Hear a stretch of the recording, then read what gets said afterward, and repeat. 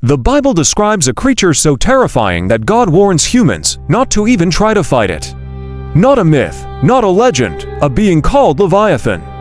And once you understand what it represents, you'll never read the Bible the same way again. Leviathan breathes fire. Weapons shatter against its skin. The sea itself moves when it rises, but here's the shocking part. God doesn't describe Leviathan to scare Job. He describes it to humble him. Because Leviathan isn't just a creature, it's a message. And by the end of this video, you'll understand why Leviathan appears at critical moments in Scripture, what it symbolizes, and why God alone confronts it. But to understand Leviathan, we have to start with the moment God speaks its name. We find ourselves in the book of Job, chapter 41. Job has been through unimaginable suffering, and he's demanded an answer from God. God finally responds, but not in the way Job expects. Instead of giving a simple explanation for the pain, God asks a question that stops the conversation cold. Can you pull in Leviathan with a hook? What follows is one of the most powerful descriptions of any creature in all of literature. God continues, painting a picture of this immense being. He asks Job, "Can you tame it? Can you put a leash on it for your daughters to play with?" The answer is a resounding no. God details its impenetrable armor, describing its scales as sealed together so tightly that not even air can pass between them. Fire flashes from its mouth. A stream of sparks leaps out. No sword, spear, or arrow can harm it. It treats iron like straw and bronze like rotten wood. This isn't just poetic exaggeration.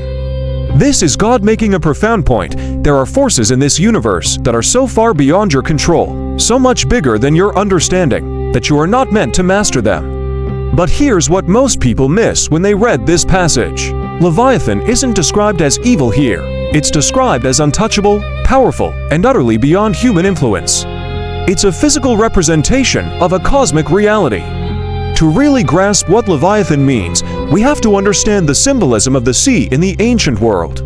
In ancient biblical language, the sea wasn't a place for a vacation. It represented chaos, uncertainty, fear, and the great, terrifying unknown. It was the primordial abyss from which creation itself was ordered. And Leviathan is the undisputed master of that chaos. The Bible calls it the king over all the proud. Think about that title. Leviathan represents everything that rises up in defiance when humanity believes it no longer needs God, when our own pride swells and we think we can control the uncontrollable forces of life. It's the embodiment of natural power and cosmic chaos that refuses to bow to human will. It is what it is, and we can do nothing about it. If this is already changing how you see the Bible, pause for 1 second and subscribe. This channel is dedicated to breaking down Scripture with history, symbolism, and cinematic storytelling, and you won't want to miss what's coming next. We explore the deep meanings that are often hidden in plain sight. Now, watch what happens when Leviathan appears again in other parts of the Bible. The context shifts dramatically. When we turn to Psalm 74, the tone changes. The psalmist, crying out to God, recalls God's past victories. He says, "It was you who crushed the heads of Leviathan and gave it as food to the creatures of the desert."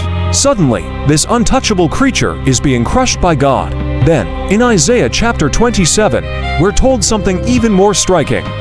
Looking toward a future day of judgment, the prophet says, "In that day, the Lord will punish with his sword his fierce, great, and powerful sword, Leviathan the gliding serpent, Leviathan the coiling serpent. He will slay the monster of the sea." Notice the shift. Leviathan is no longer just a symbol of untouchable chaos. It has become a symbol of active rebellion, of prideful opposition to God's divine order.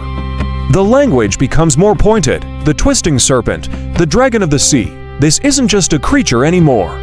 It's an enemy of God that must be defeated. And this is where the meaning gets even deeper. Because Leviathan starts to look disturbingly familiar. Throughout the Bible, from Genesis to Revelation, evil is often described as a serpent or a dragon. A deceiver, a liar, a force working beneath the surface to disrupt God's plan and God's people. Leviathan fits that pattern perfectly. It's important to clarify, most theologians don't see Leviathan as Satan himself, but rather as a physical manifestation of the power that Satan wields, the power of pride, rebellion, and chaos that rises against God. And just like Leviathan, whose height is impenetrable to human weapons, this spiritual force cannot be defeated by human strength. We can't reason with it. We can't overpower it.